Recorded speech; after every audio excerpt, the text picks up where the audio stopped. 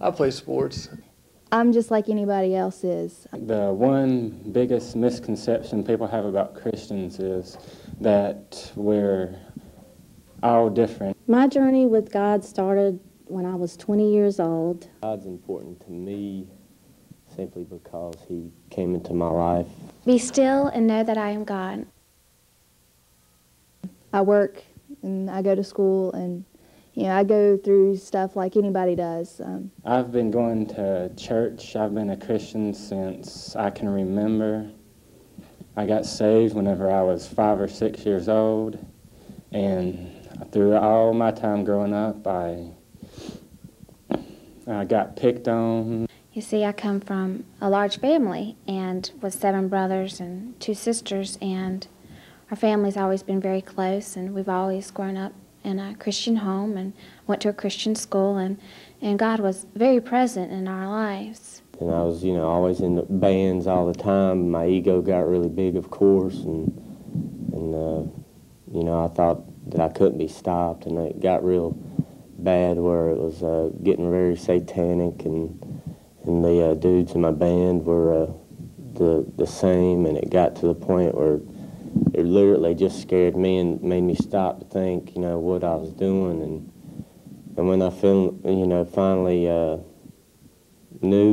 asked Christ into my heart, there was that change. My 10th grade year, and I gave my heart to the Lord. I was saved. And I was not raised in church.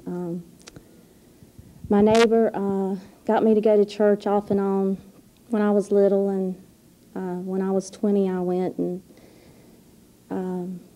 got saved. And it was a hard thing. I was 17 years old when God called me to preach. And when God tells you to do something, a lot of people around you don't believe in it. They say, yeah, right. Well, I'm here today. I'm 21, and I go to a Christian college, and I'm getting ready to graduate with a major in pastoral ministries. And I've done it because God's called me.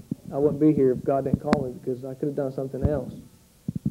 But I did it by faith. And that's one reason that I want to work with kids. I want to not let them go through what I went through whenever I was a kid. I want to show them the love and the compassion and the caring that Jesus has for them to get them through the hard times in their life.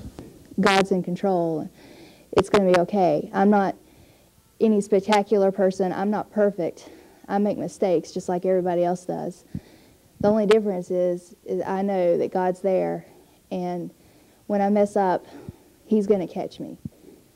And so I started going to school once I got out of the military, and sure enough, He laid the desire on my heart, and I feel like I'm just going to school to be able to have a background behind me for when me and my band start touring or whatever. Then people ask me questions, I can bam, boom right then and there, and there won't be no embarrassment moments. I don't want to be a simple-minded Christian. My family sat around him, and we laid our heads on his body, and they turned the machines off, and he died.